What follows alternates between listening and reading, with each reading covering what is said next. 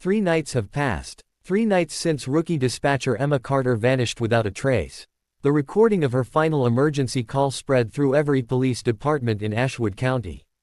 No one could explain the terrified screams, the whispering voices, or the final message that echoed through the radio. He's coming through the line. After Emma disappeared, Black Hollow Road was permanently closed. Concrete barriers, military fencing, armed patrols. Officially, the road no longer existed. But every October, the emergency phone still rang. No number, no location, only 2 words: Black Hollow. The ringtone echoed through the empty dispatch room. Daniel smiled. He answered. 911, what's your emergency? Silence. Then, a little girl's voice. Please, don't let him hear you. Daniel froze. Because the voice wasn't coming from the phone. It came from behind him. Daniel spun around. Nobody. Every security camera suddenly filled with static. One camera came back online. It showed the hallway outside dispatch. Standing there, Emma Carter, the missing dispatcher, pale, covered in mud, her eyes completely black. She slowly raised one finger, pointing toward Daniel's office door. Knock, knock, knock. Daniel opened the door. Nobody. But fresh muddy footprints entered the room. Without anyone walking, each footprint stopped. Right beside his chair, the phone whispered again, he's already inside. Suddenly, every monitor displayed the same image. Black Hollow Road, live. Someone was walking there, holding a flashlight. It was Daniel himself. Daniel checked the call timer. 3 hours 48 minutes and 17 seconds. Impossible. He had answered only seconds ago. The timer kept increasing. Every second, the office became colder. Another dispatcher entered. Daniel, who are you talking to? Daniel looked up. The coworker suddenly disappeared. Only the empty chair remained. Then another voice answered through the headset. Emma, don't hang up. If the call ends, he comes here. The line cracked. A deep breathing sound filled the room. Heavy, slow, getting closer. The emergency lights turned red. The building lost power. Darkness. Only the phone screen glowed. Something walked through the hallway.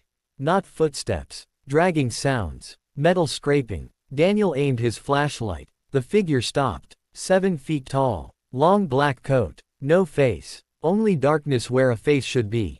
Inside that darkness, hundreds of moving eyes. Every radio turned on. Voices screamed together. Don't look at him. Daniel looked anyway. The creature smiled. Without having a mouth. Suddenly, his memories began disappearing. His own name. His family. His childhood. Everything fading. The phone shouted, "Run!" Daniel slammed the office door. The creature never moved, but it appeared closer every time the lights flickered. Daniel woke up, standing in the middle of Black Hollow Road. Fog everywhere. The dispatch building was gone.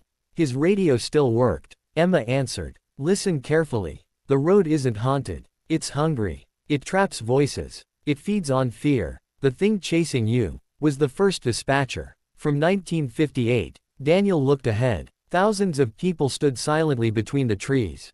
Every missing victim, every dispatcher, every child, watching, waiting. The faceless creature slowly emerged from the darkness. This time, it spoke. Using every missing the police searched the dispatch center until sunrise. Daniel Brooks was never found. No blood, no footprints, no signs of a struggle. Only his headset lay on the desk, still connected to an active call. When investigators played back the recording, they heard only static for nearly 3 minutes. Then, a terrified voice whispered, "If you're hearing this, don't let them answer the next call.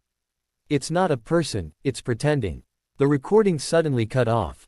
The case was sealed. The station was abandoned. Months later, a brand new emergency dispatch center opened in another county. On the first night, a rookie dispatcher named Sarah Miller began her shift. At exactly 12:13 a.m., one phone started ringing. No phone number, no location, only 2 words on the screen. Black Hollow. Sarah reached for the receiver. Just before she answered, a second phone rang, then a third. Then every emergency phone in the building began ringing at the same time. The room echoed with hundreds of identical ringtones. Confused, Sarah answered one of them. A familiar voice whispered, "Sarah, don't make the same mistake I did." It was Daniel. Then another voice spoke. It was Emma. Then dozens more. Hundreds of missing dispatchers were all speaking at once. He's found another station. The lights went out. The recording ended. No one knows what happened inside that building. Because when officers arrived the next morning, every chair was empty. Every headset was still on the desks. And every emergency line was still connected. Narrator, final line, but that's not the most terrifying part. Because next October, the call won't go to a dispatch center. It will go to someone's personal phone. Maybe yours. The next morning, police searched the dispatch center for Daniel Brooks. They found no body, no blood, no sign that he had ever left the room. Only his headset rested on the desk, still connected to an active call. When investigators played the recording, they heard static for nearly a minute. Then a terrified whisper emerged from the noise. "Please, don't answer the next call." The voice was Daniel's. Suddenly, another voice spoke behind him on the recording. A deep, hollow voice that no one could identify. Too late. The audio cut out. The station was shut down permanently. Months passed. People tried to forget Black Hollow Road. Then, on a cold October night, a woman in another state was awakened by her phone ringing at exactly 12:13 a.m. She looked at the screen.